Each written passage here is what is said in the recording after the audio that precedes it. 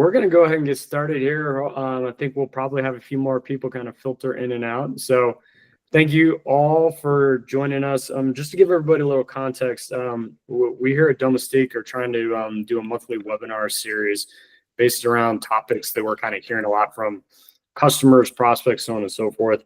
And because Alex and I realized that we are probably the least talented, least smartest human beings on the planet here, we're trying to bring in domain experts from different areas to kind of talk about these these different areas that we're going to chat through. So got Christy here today. We're going to spend today's kind of session chatting around outbound. We are hearing this a ton from clients, particularly as we're going into FY25. A lot of people are like, hey, what's our pipeline composition mix? Is it all inbound? How much is expansion? What is outbound? We know that outbound is getting harder, so we're going to talk about some of the tips and tricks. A couple of things about the webinar. We vastly prefer it if people are conversational. If you got questions, either come off mute, ask the question, drop it in chat. Alex here is going to be monitoring the chat, so we'll try and get to all the questions there. The other thing is like, if you got anything, coming out of this, we'll send out the webinar and happy to kind of like chat about this.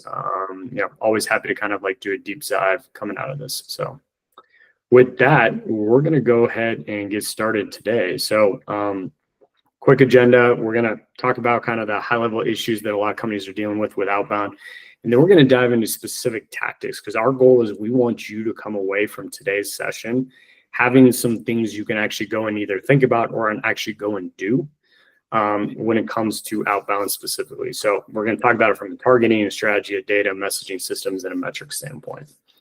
As I mentioned, like I said, there is a vastly smarter human being here. So I want to introduce Christy, who's the CEO of Revenue Accelerator, and this is what they specialize in. So Christy, you want to kind of give everybody a brief overview about yourself as well as Revenue Accelerator? Yeah, definitely. I won't read every word on the slide, but essentially we are a B2B outbound sales agency. So we work with clients both in technology, software, SaaS, as well as business services to really help grow their pipeline through outbound sales campaigns primarily. That includes email and cold calling. We also do have a revenue retention program. It's a little less common simply because people mostly focus on pipeline, but we really truly believe that keeping your customers is just as important as acquiring new ones. So we have a revenue retention program that really focuses on assessing customer health, making sure that the account is happy, and you are doing everything you can to cross-sell, upsell, expand, and retain your customers that you work so hard to acquire. Love it. And we've worked with the Revenue Accelerator team. A lot of our clients have, and we can say they do a phenomenal job. So, if you got other questions, Christy's no doubt happy to chat. Christy, give us a little background about yourself, and give us 30 seconds on that fun fact. Okay, yeah. So I spent a decade plus in high growth tech companies, Ping Identity, Chainalysis, and then another identity and security company that was acquired by SailPoint. Did a lot of enablement, sales operations, customer training, lead generation stuff there. I won't say I got bored, but I a little bit got bored and decided that I wanted, a bigger challenge of running a business myself. So here I am at Revenue Accelerator. So the fun fact, I started my career in Antarctica, essentially. So I took a contract job out here in Denver for what was with Raytheon at the time, and they had the U.S. Antarctic program under their purview. So I came in to do HR for that contract. Essentially, they were staffing. Really, everyone needed to maintain an infrastructure down in Antarctica. So it was like electricians and heavy equipment operators and all of those types of people. So we staffed that component of the program, and I actually did get to go down there and live for 2 months doing HR work, which I never in a million lifetimes would have imagined I had an opportunity to do. That sounds incredible. Was it amazing? Yeah. So here's what I'll say. Okay, being in Antarctica was incredible. I mean, you like talk about being remote, and you can look out in most directions from McMurdo Station where I was and not see anything man-made. Like there's no power lines, there's no roads, there's no like it's just pristine, which is amazing. But living in Antarctica was really hard because when I was there it was like 24 hours of daylight. So you just like go a little crazy. You're like you never get tired and you're a little wired all the time.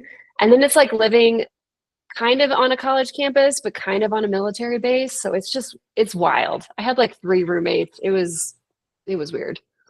That's awesome. Yeah. That's I recently watched the Endurance documentary on Disney Yeah. Plus. Really recommend that for everybody. So Great book too. yes. Quick overview about Domestique. We're a revenue operations consulting shop. We got a team of it says 35, but it's now over 40. We work with clients on everything from marketing operations stuff to systems, Salesforce, HubSpot, so on and so forth. A lot of data work, things like that.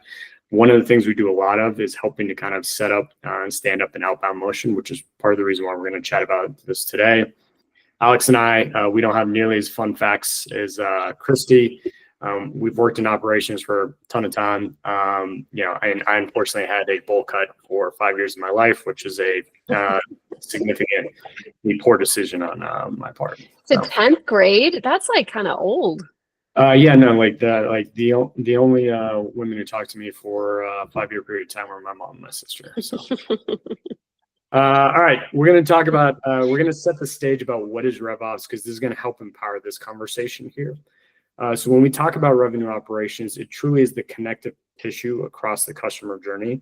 So truly across marketing, sales, CS, EDR, all that type of stuff. And it's truly that entire customer journey. I think that's where a lot of companies tend to take a more narrow point of view of that. When we talk about that customer journey, we think there's 5 work streams across that, and the order is important. So the first is strategy. This is your go-to-market strategy. Everything from who's your ICP to an account-based marketing shop, all those types of things. Process is how a team does something. So like whether you have 1 individual or 20, how are you going outbound? What are the sequences you're using?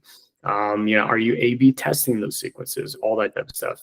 Tooling is not just your CRM, but the entire tech stack that touches the customer journey. So it's everything from your sequencing tool to your CRM to your marketing automation platform. And those need to be set up based upon strategy and process. 4th is data. Data comes out of your tech stack. 3 things about data. Only measure where you can make a decision around. It's got to fly at the right altitude. And it needs to be presented in such a way where the end consumer of the data actually knows what it means and can then make a decision around it. So for this conversation is being able to like A/B test sequences. Hey, why are we seeing a drop off between steps 2 and 3 here? What's going on about that? Being able to ask those types of questions and then make a decision around it. Last is enablement. Data highlights the hotspots in the customer journey. You point enablement at it. So we think of enablement as skills, tooling, and skills, tools, and competition. A skill to be like, hey, how are we optimizing kind of our outbound call scripts? All those types of things. So this is the framework that we use here at Domestique. I know Christy has a very similar framework, but this is going to impact a lot of stuff we're talking about today. So you're going to see that we're going to get into a lot of these things in terms of strategy, tooling, so on and so forth. All right. Why are we having this conversation today? As I mentioned at the top, Michael, welcome. Great to see you. As I mentioned at the top here, we're seeing this conversation come up from a lot of our customers, a lot of prospects that we're talking to out there. So outbound has gotten very, very hard, particularly in the last couple of years. And there's a whole host of reasons associated, like how emails are landing in inboxes to everybody's getting spam. People aren't looking at things. It was really interesting. Saw this post from Jeremy Donovan, who's another RevOps leader, and you can read the post, but essentially it's gotten really inefficient. And part of that is because a lot of people don't invest the time and the energy to do outbound well. And one of the challenging parts, you still need this as one of your pipeline sources, like depending entirely on inbound or a partner strategy, that makes things very challenging. So if you're going to do outbound, how do you set it up and do it well? We're going to get into that conversation today, but here's the problem. Christy, what what would you add to that? Anything you would add to that problem statement? I would just reinforce that just because it's difficult and perhaps you don't see as much traction as you did in years past, it doesn't mean you don't do it. I think that's what we're really seeing across the board is people are getting frustrated very quickly with outbound and just stopping it altogether. And my thesis really is that you always need to have outbound running in the background, so to speak, at a minimum, because you can't grow without it. 100%. All right. As I mentioned, we want everybody to come away with takeaways from this webinar of what you can actually go and do. All right. We know this shit is hard.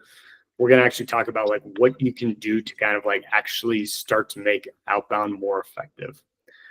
So when we talk about building an outbound motion, this is a framework that Christy and the Revenue Accelerator team have and they tend to use. Christy, you want to walk us through what is this framework and how you think about this when you're engaging with somebody new and or helping them stand up an outbound motion?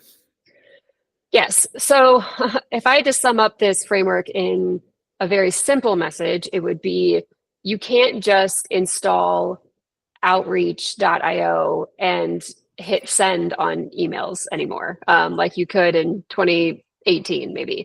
What it takes these days is a much more sophisticated system to really do outbound well and see results from it.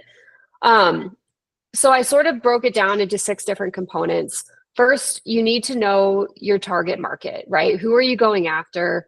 Who is your ideal customer profile? From a company level, who are the actual individuals that you want to reach? And then, if you have target accounts, some people do, some people don't. You can go either way on that. But who do you really want to break into from an account perspective? Next is strategy. So knowing that those are your targets, what is your strategy for getting to those people? And this really comes down to like, what processes do you have around all of your sales efforts? What playbooks are you running? This really goes more than just outbound.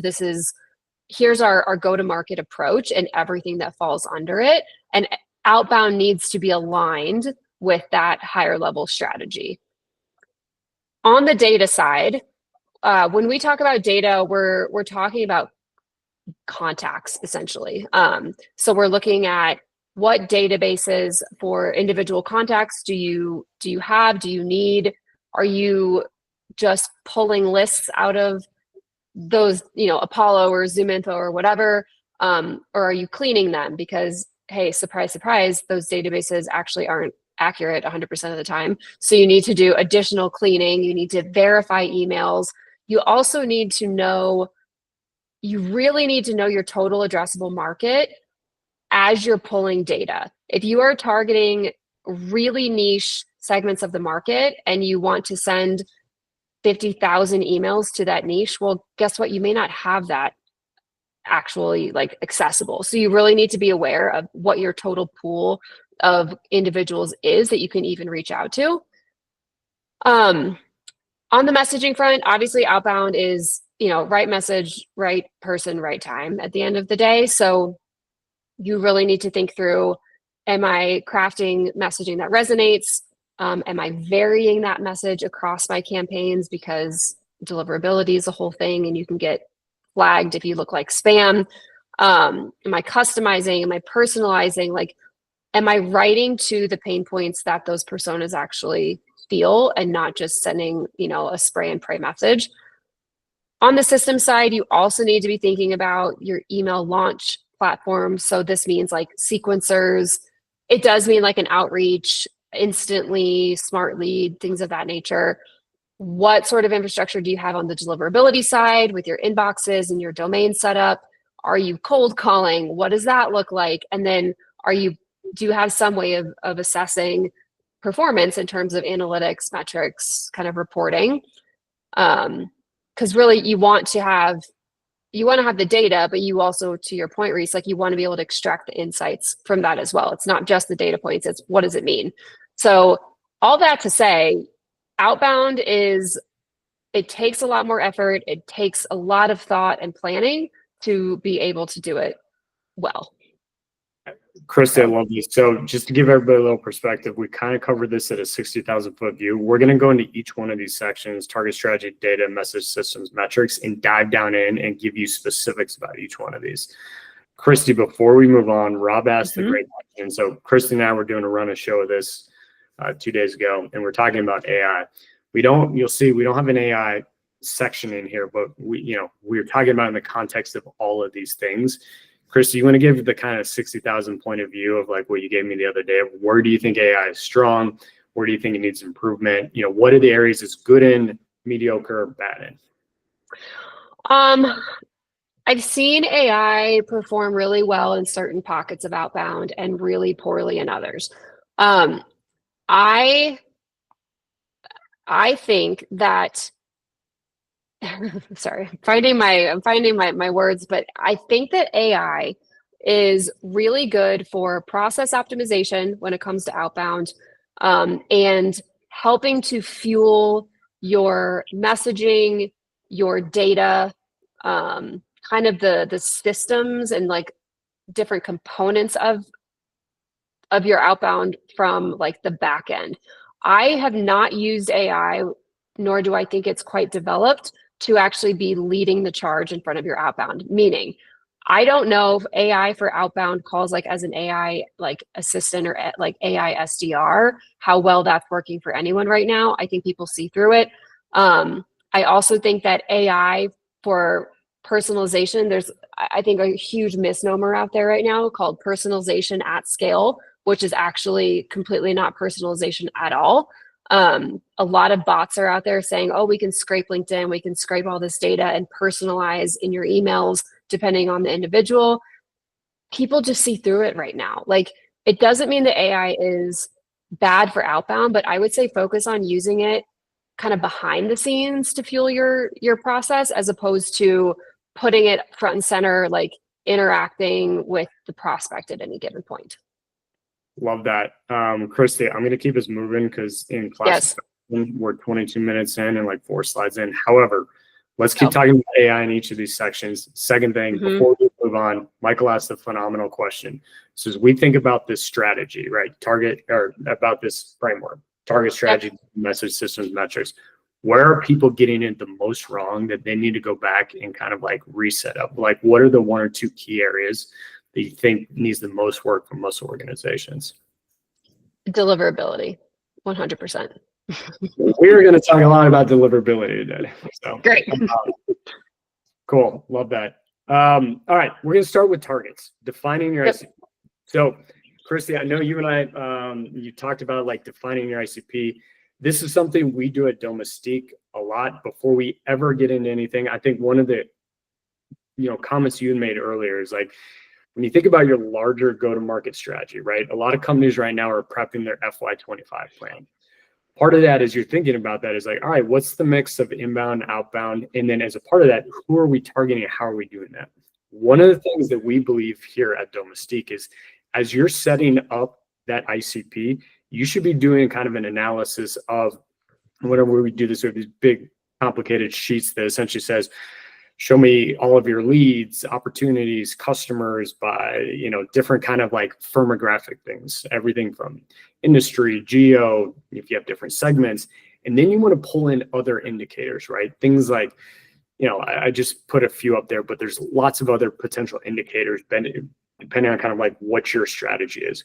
Whenever you kind of get then an output of that, one of the things that we think is important is to then go and pressure test that with actually the people on the front line to say, hey, Mr. and Mrs. Sales Leader, Mr. and Mrs. Sales Rep, this is what the data is telling us. What smells right, what doesn't. Oftentimes there'll be kind of small tweaks of like, oh yeah, actually locations doesn't really matter. Or, oh, hey, I know you have that segmentation on annual revenue from 0 to 100 million. It's actually more like 0 to 8. So you can start to tweak it. The important comment here is a couple things. One, this is an iterative process. So you should be doing this on an every 6 to 12 months basis, continuing to look at the data, tweak it, and refine your ICP. Second thing is once you have the analysis done, you should look at your CRM and update, we call it account grading, but it's updating every account inside your CRM based upon kind of the different factors. So typically we do it in like a ABCD where A's are right in the middle of the bullseye, B is missing just kind of one. That allows you to kind of start to say, hey, look, are we going outbound with just our A accounts, or are we going to go outbound with A's for the sales rep and B's with the B? You can start to be thoughtful about that. Christy, I know I explained kind of the domestique way. Like, what do you do differently? What else do you do at Revenue Accelerator? Yeah, I mean, so we don't obviously get quite as granular as you do when we are just, speaking with prospects about their kind of general ICP. What we care about though is that you have some sort of indication about your ICP. So it's hard to start outbound when you're really not sure who you're reaching out to, both on the company level and on the individual level. So having something up front, like whether it's this or even, I know recent, this is like near and dear to your heart, but like a pared down version of this, I know is really, really important before you start anything on outbound. You can use outbound to test different markets, different segments, different personas, all of that. But I would say you really have to have at least a baseline that you're going into the whole process with. Yeah, I could not agree more. And if we think back to your framework, Christy, if you don't have good ICP to begin with, it is going to screw up a bunch of other things like deliverability, the metrics you're looking at, and you're just kind of wasting time and energy. So, yep. Yeah. So when you're working with organizations, Christy, what do you like? You've defined an ICP, you've got the initial batch out there. How do you think about refining that over time? Like, what's the cadence? What are some of the things you're looking at to refine that? Mm-hmm. Yeah. So usually the refinement comes if things aren't working, but I always encourage people to do this even if they are, because that feedback loop is important no matter what. But you also want, as you're running outbound, you also want to be looking in other places to get insights on that target customer. So this can be, everything from having like just conversations in your network to like test ideas, see what's going on. Are there trends? Are there, kind of pervasive thoughts out there that are shifting buying patterns? I actually am a big fan of Reddit for understanding market sentiment. And it's not like a business place that people think to go to, but it is fascinating to go on there, type in some keywords and see what comes up. You will find interesting perspectives. So, it really comes down to like, go into the places where your customers are and see what they're saying. That will help you understand how to effectively reach them, what message will resonate, what they're looking for, etc. Online traffic, you obviously want to know who your visitors are, where they're going onto your web pages. That can certainly help you inform you of what matters to them and what they're really paying attention to. I would also look at your customers according to revenue. So which ones are your best customers? Which ones are bringing in like top dollar? How can you double down on that persona? And then same with lead gen, right? Even if they're not necessarily a customer yet, they're still a prospect. Where are your leads coming from? What is the kind of profile of those leads? Like, what information can you gather from those data points too? I love this, Christine. This actually aligns very well with kind of whenever we do an analysis of domestic. So one recommendation for everybody is when you're doing your ICP analysis, and I think this is one of the things Chris is getting at, is don't just take a look at kind of like opportunities or just customers. We take a look at everything from like leads that have come in, MQLs, opportunities, stuff that's closed won and closed lost, as well as then your customers, because you can start to heat map kind of what's working and what's not. And again, this is constantly refining this. One just last note here is like, Rob, as you think about particularly AI, areas that is doing well and other things like that, doing some of this kind of data analysis or kind of refining that, like that, AI, we've seen that kind of work reasonably well there. All right. Let's jump then to kind of strategy, right? Christy, you want to kind of walk us through this model that we have right here? It took me a minute to kind of digest this the first time I saw this, but like, as I understood, I was like, oh yes, this makes a lot of sense. So love the idea of kind of, spearfishing versus casting a wide net. Yeah. So a couple of points on this. One, typically it doesn't make sense to do a ton of outbound if you have not achieved a certain threshold in your ACV. or monthly revenue, or however you're measuring that, right? You want to make sure there's an ROI on your effort. So if you're doing a like really small transactional type deals, outbound truthfully just may not get you the results you want. So it's really important to like look at the economics of running this system, and make sure it makes sense for your business. So I'll preface with that. What we want to do though is once we really get into that kind of like ACV value of call it like 15 to 50, 25,000 roughly, like that's when we really start going wide with our outbound approach. So we're going to say, okay, we really want to cast a wide net. We want to see what comes back. We'll get some feedback from the market. We'll learn from that. We can niche down from there, target specific segments, but we really want to start with that wide aperture on the market to see what demand is.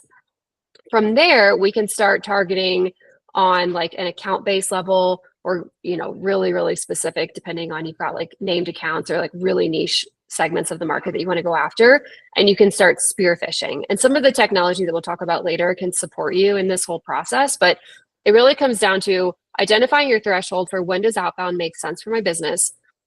How am I going to start in terms of casting a wide net? And then how am I going to further refine that approach on the account level, company level, et cetera? And just one additional note here, one of the projects or engagements we're doing a lot with our customers right now is something that we affectionately refer to as capacity planning. However, what it essentially is we're looking at kind of next year, so FY25, and essentially saying, kind of the example I gave earlier, if you want to close win $1 million, and let's say you have a 25% close win rate, so you need $4 million. When does that pipeline need to show up? What is the composition of that pipeline, meaning inbound, channel, outbound, right? And exactly to Christy's point here, what this is, as we're starting to see here, is that kind of outbound portion of that capacity plan. And so it's, oh, hey, outbound does make sense for us from a threshold standpoint because we have a big enough ACV. All right, of that $4 million, we're expecting 25% to come from outbound. All right, that's $1 million from outbound. Mm-hmm. Does that need to show up based upon that ACV? How many units is that? All right, based upon how many units is that? How many people do we need to reach out to based upon kind of like average hit rate? Oftentimes what we see across most industries is somewhere between, for every kind of like 100 touch points, you see anywhere from kind of like, a 1 to 5%, 5% being world-class kind of like meeting set rate. So like thinking about like breaking out your capacity plan like this, and exactly what Chris is talking about is like, this then becomes that kind of outbound strategy portion of it, of like, oh, okay, we have a mid-market section, that's a more kind of wide net versus an enterprise that's a more kind of targeted spearfishing. Mm-hmm. All right, data, clean, comprehensive data. This I know is a spicy topic. So data sourcing, Christy, I know this is one of the big things we get asked this question a lot. I actually got asked this morning. Talk us through, what you recommend in data sourcing. What are some of the databases you like, don't like, all that type of good stuff? Yeah, I think when it comes to data, this is like going back 5 years or so, you could really just have ZoomInfo or Apollo and do all of your outbound with a single data set, and it was fine. Nowadays, you really need to diversify and kind of have a multi-threaded approach when it comes to getting contact information. So I would still, of course, recommend some of those traditional databases. You've got Apollo, Cognism, ZoomInfo. We use all three of them because we find certain pockets of success across each one, depending on the market, the offer, all of that. But you also should be thinking about trying to find buying signals. So that comes with intent data. I'm admittedly, I'm very biased on this one. So Sixth Sense and Bombora are kind of legacy intent platforms. Essentially what they will do is say, someone, we don't know who, but someone at this company is searching for terms related to your business. So it's helpful to an extent that you can see like there's activity out there on the internet, people looking for what you're providing. but it doesn't really give you the granular information you need to go find exactly who is looking for that keyword. So I love Vector. They're kind of new on the scene, but they will provide contact level intent data. So they have fancy magic that happens where they can figure out who exactly is searching for your product or solution, essentially. So yes, Reese, go. One note on intent data. One of the things we see across a ton of our clients is like, if you haven't trained your team, SDR, AE, whoever's doing the outbound, how to actually use the intent platforms, it's literally a Ferrari sitting in a garage and no one knows how to drive it. So like, Yes. You can buy it, but you have to train the team about actually how to use it, what it means, all that type of good stuff. Sorry, Chris, I didn't interrupt. No, it's completely true. Yes, I would highly recommend. I mean, maybe this is a plug. I don't know if I'm allowed to plug a company, but I would highly recommend checking out Vector. They have a really slick platform and it gets you exactly to the people that you want to be talking to. So check that out. There's also niche data platforms. This really depends on your business, but we really love using Ocean.io. They are an AI-based database that will pull lookalike companies and lookalike individuals at those companies. So essentially you'd plug in maybe one of your best fit customers or a target account that you really want to go after.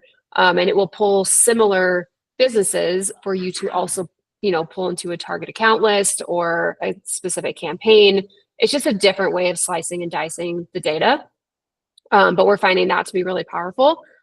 Store leads, I actually am not super familiar with this, but this is great for e-commerce. We've got a couple clients that use this and it's very tailored to them. And then on the enrichment side, again, we actually don't use either of these, but I am very familiar that both Clay and Lucia are great for enrichment. Clay takes a certain level of know-how to operate. It's almost like the Sixth Sense in Bombora, where like you really have to be trained in order to know how to use it well, but it can really help enrich your data and get you, higher probability of getting to the right people. One additional note here, I love all the kind of specific recommendations. One additional note. So if you think about once you've done your ICP analysis, right? You've done your ICP, you have all this. One of the things we recommend to all of our clients is go find the data enrichment platform that's going to have the most of your SOM. SOM is a serviceable obtainable market, meaning the universe of accounts that you want to go after. Mm-hmm. Most of those says you want to then get as many of those into your CRM. So in a perfect world, you have as many of the SOM accounts inside of your CRM.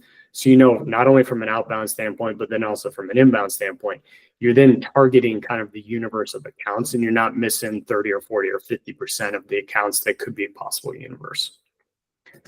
All right. We're continuing on here. So you've got now the data, you've identified an enrichment, an intent, something along those lines. You're getting it in there. Talk to us about making sure that email, because this has become one of the major challenges in outbound, Christy. Yes. So you always want to make sure that the emails that are coming out of those databases, no matter which one it is, are actual, valid, real email addresses. There are a number of different platforms for this. Zero Bounce, Scrubby, Never Bounce. We're actually using a company right now called ClearOut. There's a lot of platforms. Million Verifier. Just run your lists through a email verification tool because they will flag emails that aren't valid anymore. But what they should do is also help you identify catch-all emails. Catch-all emails are emails that basically receive any and all messages sent to incorrect addresses on for a specific company. And essentially they just collect all unwanted content. So things just sit there, they don't get opened. They could get, sent to spam. If you have too many catch-all emails in a specific campaign that you're launching or list that you're running, it will impact your deliverability. So what we recommend is absolutely no more than 30% of your email list should be catch-alls. Sometimes it's impossible to fully filter them out, and that's okay. But if you start saying like 40 to 50% of your list is actually a catch-all email, you're going to get hit on the deliverability side. So just make sure 70% of any list you're running is true, valid, real people. And we're going to talk more about deliverability and kind of the impacts across different segment sizes and so on and so forth. One additional question for you, Christy. So one of the common complaints we get a lot from people is like, hey, we spent all this money on this data enrichment tool, things like that. Oh, we got, 20 or 30% of these emails aren't any good, or these phone numbers aren't any good. What's kind of a baseline in terms of like, what's like a decent benchmark on like what's good or bad from a kind of like quality of data from some of these providers? That's a hard question to answer, Reese, just because it kind of depends on the market too, and like who you're actually targeting, because we have found like in certain segments, it's harder to get, like healthcare, for example, it's really hard to get to the right people. So I don't know that I can say like a blanket percentage that you want to be looking for. If I had to guess, I would say I want to see that 50% of any list I pull is legitimate. That at least tells me that the database is okay. And this is kind of the point exactly I was getting to, is like one of the common complaints we hear is like, oh, because one thing or 10 things were wrong, the whole list is wrong. And that's not the case. Yeah. The problem is kind of dealing with a law of large numbers of like, a lot of it's going to be mediocre. And to your point, one of the things we see is like, for example, ZoomInfo is not great in EMEA. Healthcare specific, we have some recommendations about certain healthcare providers. So it's not only industry, but also geo. And even once you've kind of optimized for that, it can be, it can be still 50% at best. So, all right, we're going to keep moving, but I love the thoughts here. We're going to get to messaging. All right. So we've got the ICP, understand kind of the strategy inside your capacity plan. We've got good data. We're cleaning up the emails and so on and so forth to optimize for deliverability. Now we got to write the message. Christy, talk to us like working with clients. What's the recommendation? What's landing with clients right now? Yeah, so we typically, we do like a messaging matrix exercise with all of our clients to try and pin down like, okay, what exactly do we want to go to market with? One of there's two things that I see go wrong on messaging that I think you should be aware of. One, you don't want messaging that is too low. Got little Danny DeVito there. We don't want to have like too perishable message. We don't want it to be too narrow. We don't want it to be too specific to a very finite project. We want the value to be a little bit higher, but to that point, Seth Rogen, we don't want it to be too high. We don't want it to be, hey, we can help you save the world with our product and offering or whatever, because it just doesn't resonate. People aren't going to respond to that type of like mission statement focused. We see this a lot in nonprofit world type of messaging. What we want is Ryan Gosling as Ken, which is what's one of the top things, or maybe a couple of the top things that the company and the person that you're reaching out to care about this year that you can help with. Like that's the sweet spot when it comes to the messaging. So as you're creating your emails, really focus on that kind of mid-tier message.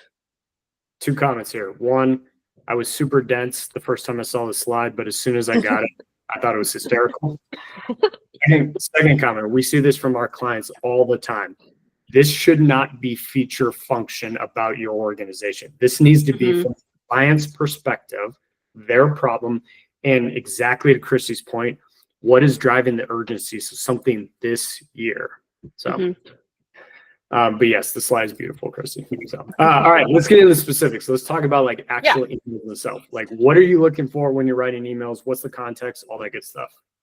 Yeah. So, we're going to split this into like emails to send to broader, that cast a wide net approach versus more targeted specific. So if we're looking at the broader market, you always want your subject line to be obviously relevant to your message. I don't like the bait and switch type of subject lines that just hook you, but then the message has really nothing to do with what your subject line said. I I have an evolving view on this. A/B testing your subject line is important to see what resonates, but we're also seeing that open rates just don't matter as much anymore because there's a lot of bots out there. So I have actually gotten away from actually A/B testing the subject line, and I would suggest A/B testing your whole copy. But that's a whole sidebar. You want to, yes, Reese. Real question there. Sorry, I hate to interrupt Go. you. I know you Go. about this. So I get 20 of these emails on a daily basis. I open very few. What are the subject lines in the first, the preview text that you see that's kind of working the best right now? Okay. So two things. One is really annoying, but it consistently works, is quick question. It's hilarious. It is the most boring, generic subject line, and it works. Don't stop using it. The other thing that we're seeing work right now is a more internal sounding subject line. So think of how you would just fire off an email to, a colleague or coworker, how you'd phrase that as opposed to traditional. Lowercase isn't a bad idea, but like, as opposed to a more traditional selling type of subject line where it's like, we can increase your pipeline by 50% here at Revenue Accelerator. Nobody's going to open that. So, this is, Chris, to that point, it's fascinating. The quick question thing is so polarizing. Some people hate it, they delete, but it also, I'm telling you, it gets results across the board. So don't knock it unless you try it. But to your point, and I mean to interrupt your flow, Christy, A/B test it. Yeah. Yes. All right. I think, can I just add one more thing really fast on this? The biggest downfall I see in outbound is that people write the emails that they want to receive. But what you need to think about is what's the email that my target market wants to receive, the person on the other side, because it may not be the same email that you want to read. So that's what we're actually trying to get to. And you cannot take your own opinions about the message and infuse that into the emails. You need the data, you need the feedback. And guess what? If quick question is an auto delete trigger for you, it may not be for your target market. So you have to test that. Don't make any assumptions. Love it. All right.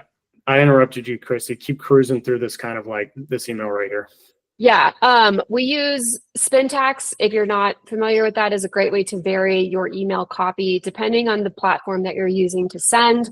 You can put this formatted string of words in there so that it will randomize and send essentially a different email every single time, which helps with deliverability. You do want to keep things to a low level, like 8th grade reading level typically. That just helps simplify it. Always social proof. We are also seeing like reduced pressure calls to action and more calls to interest be better performing than like, can you get on a demo? Do you want to have a conversation? Regarding that call to interest, what do you think? Like, we see a lot of clients who like the deposit withdrawal strategy of like call to interest. Here's some value add. Oh, by the way, I'll finally hit you up with a more direct like call to action, maybe in the 5th step of the sequence. What are your thoughts on that, Christy? I would say yes. The more value you can give away for free upfront, the more rapport you're going to build, and it actually leads to better results. Cool. All right, I'm going to keep this moving because again, I'm doing the classic thing of asking too many questions. All right, that was for broader campaign, so that's more the wide net. Let's talk about like spear phishing. Yeah, so spear phishing, a lot of this is the same in terms of A/B testing, reduce pressure, and your call to action, social proof, but when you're going more targeted and you know that you're speaking to a specific account or a specific title, you do want to take the time to personalize that, to make it more account specific, industry specific. Maybe there's a trigger event within the industry that you want to like kind of latch onto, or a conference, or whatever the case may be. You do want to drop that into those more specific spear phishing type of email campaigns. I still would caution you, I don't know. I have not seen an AI tool yet that I love that helps with the personalization. So you may need to actually go into emails and do a little bit more manual effort on these as opposed to trying to automate it all. But I would say that's the biggest difference between kind of the castaway net versus spearfish. Love it. I think it's fantastic. The last comment I'll have, and this is what we see, is like people don't want to read a novel. So like less is more. All right. Takeaways from this. You want to talk a little bit about AI for messaging? And Christy, I know you just alluded to it a little bit. Yeah. So they're Google, Microsoft, the email service providers, they are smart. They know when an email has been written by AI. So do people. I kind of laugh when I see like AI generated comments, even on like my LinkedIn. It's everybody can see it. So don't copy paste from ChatGPT. People still do it. Please don't do that. If you are going to use OpenAI, use Claude to actually help you write. I think it's a much better tool if you want assistance in writing. You can also, we've got some prompts and I can share these, but we use ChatGPT to help us with ideation around a campaign or a message. And then we use Claude to actually help us with some of the writing. And then we always go through, humanize it, make sure that it looks like it was a real email written by a real person and it makes sense and there's no grammatical errors. Like, use AI to your advantage, but you always have to have that human touch still on the campaign. Could not agree more. Could not agree more. All right. Got our ICP, understand our strategy. We got the data in there. We got as much of the SOM inside of our CRM. We've optimized the messaging. Now, one of the major sticking points, and Michael, you asked this question earlier. Let's talk about deliverability. Minutes here. Christy, give us everything about deliverability because we're getting these questions left and right here at Domestic. Yeah. All right. I'm going to run through this quickly, but if there are questions on this specifically, like drop them in the chat because there's so much now to deliverability to take into account. I want to make sure I address that. Okay. A lot of it comes down to your infrastructure. First things first, don't ever send cold outbound emails from your primary domain. You need to set up separate domains. I would recommend 5 to 7 separate domains for every company. So that is going to help you get into inboxes. It doesn't impact your primary so long as you don't like completely fry anything on those separate domains.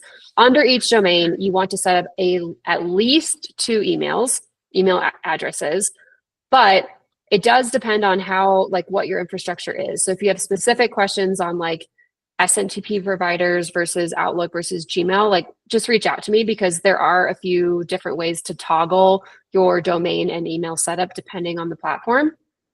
But at the end of the day, you do want to have lots of emails, lots of domains. You want to ramp up those emails slowly to be able to send. So you need to warm them up with a tool like Instantly is a great one.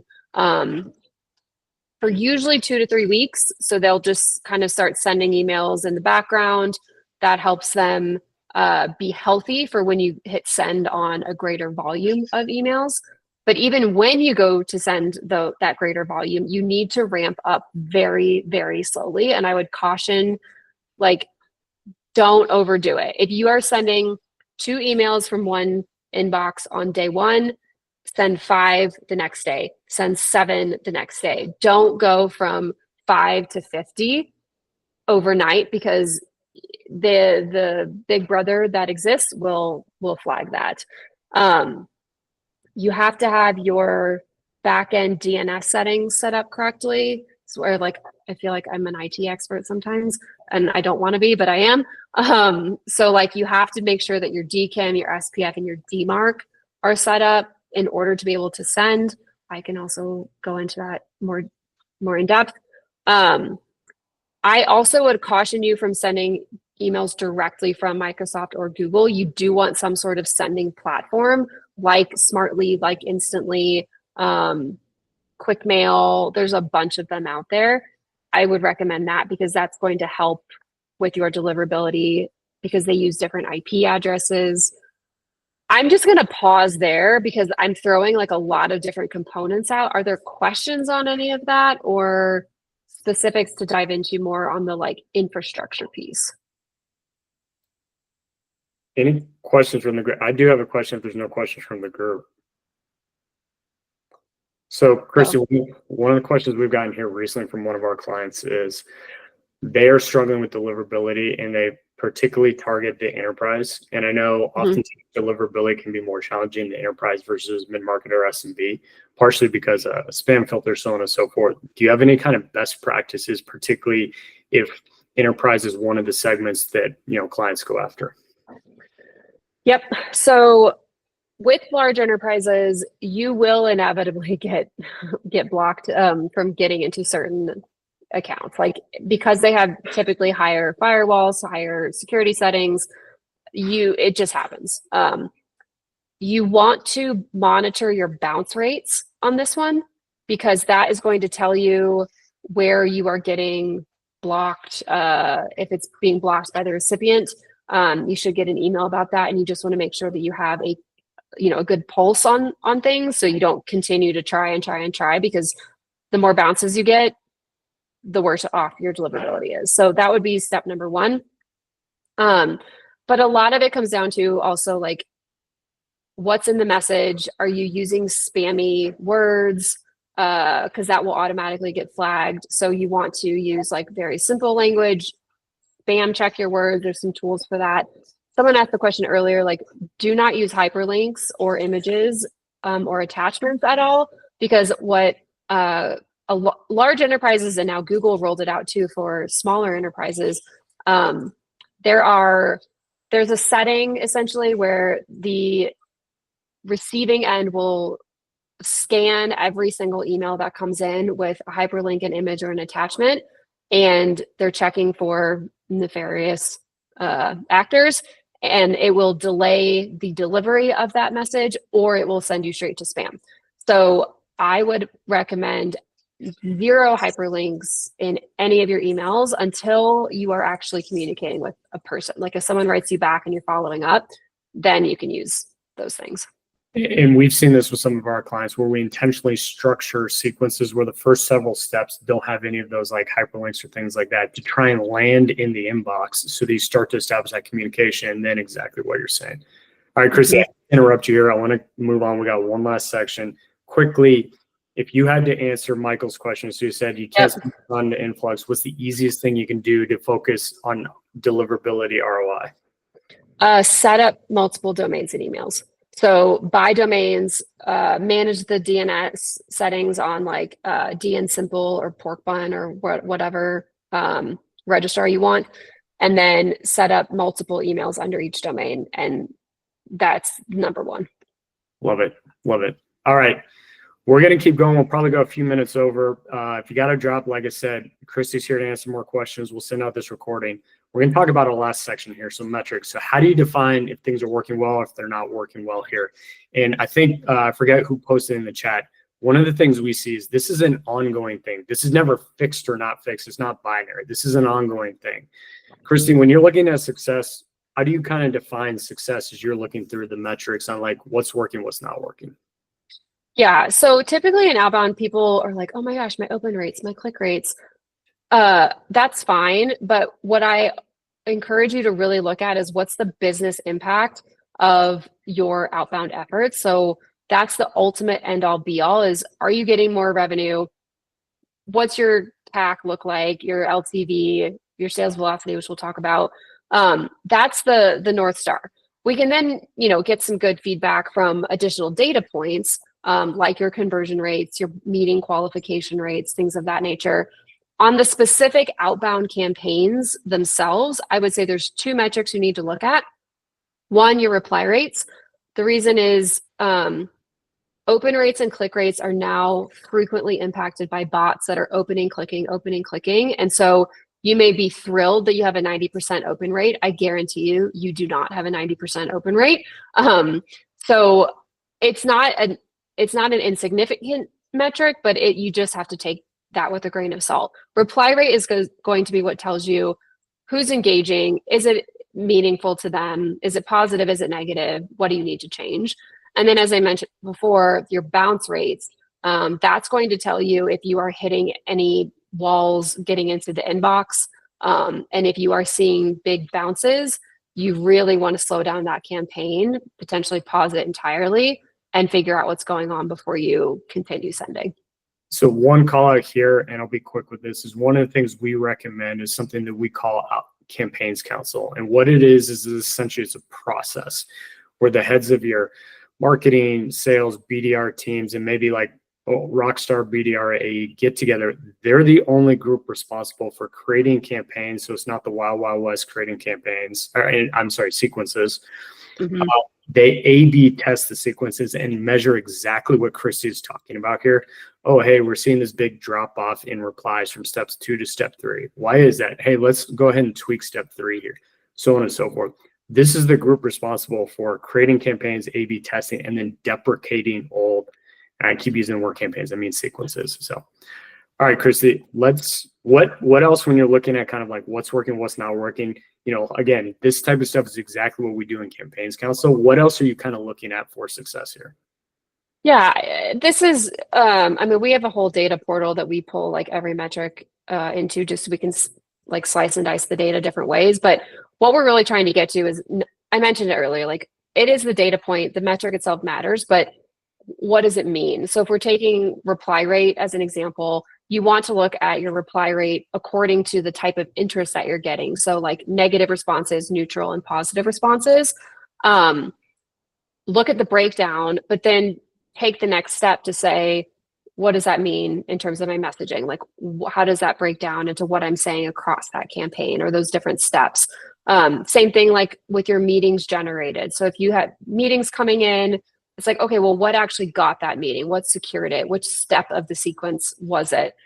You just want to make sure you're getting those insights in addition to like tracking the actual numbers. And again, this is where campaigns council matters, and exactly what we're talking about in the whole RevOps framework. Only measure the data you can make decisions around. All right, last concept here on the data side, and be thoughtful about this. One of the metrics Christy loves, we deeply love at Domestique, is something called sales velocity. This is a pipeline efficiency metric. What it is number of new opportunities over a given period of time. What is the deal size or your average sales price, your ASP? What is the conversion rate? So if you're measuring stage 1 opportunities, what's the conversion rate from stage 1 to close 1? And then what's the length of sales cycle?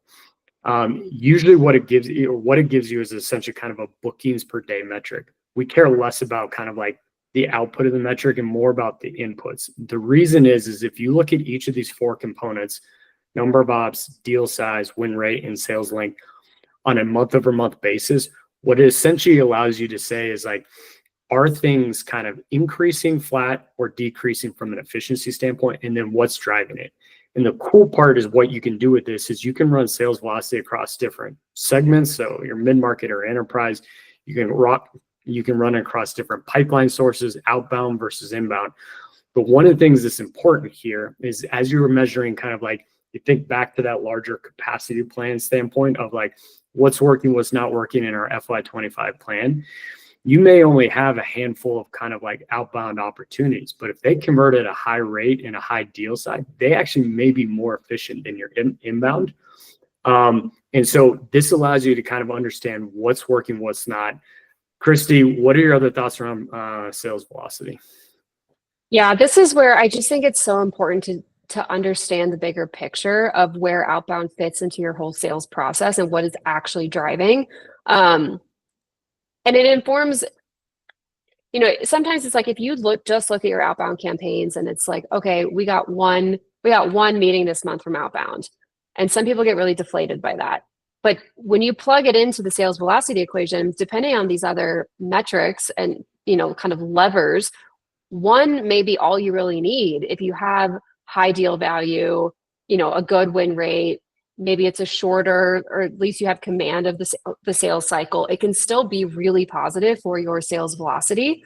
Simultaneously, if you're getting 15, meetings a month through your outbound, but it's a low ACV or your win rate isn't as good, you may actually not be like winning an outbound to the extent that you think you are. So being able to plug in your actual opportunities generated from outbound into this formula, I think will really tell you how it's working for you. And if people have any questions, we got a great blog on our website about this as well. So Christy, Yep. I know Yes, we're 5 minutes over. sir. There's been so many good kind of like detailed nuggets in terms around like what types of tools, messaging, so on and so forth. What are the last kind of like, any other takeaways we haven't touched on or things you just want to hit home on here? I think the biggest thing is just outbound takes time. It is a long process. You will not see immediate results in 2 months. It just takes constant refinement. And I would just really encourage you, don't give up on it. Even if it's, even if it ebbs and flows, which it does, you want to keep doing it. It is the arrow in your quiver, like you've said. The thing I'm going to add to Christy's comment there is like, you need this, but like outbound has to be a lot more intentional than it was 4 or 5 years ago. So like, if you have an outbound motion that's fledgling, so on and so forth, I would take this framework and kind of sit down and say, what's working well, what isn't, and what are the things that we need to do to kind of adjust. All right. We really appreciate everybody hanging in there for being 6 minutes over. Any questions? We'll hang on for a few more questions. Otherwise, like I said, we'll send out this recording. Christy and I are both available. Jump on a call and always do, a free kind of like sounding board working session, things like that. Any questions from the group here? All right, Christy, thank you so much for being here today.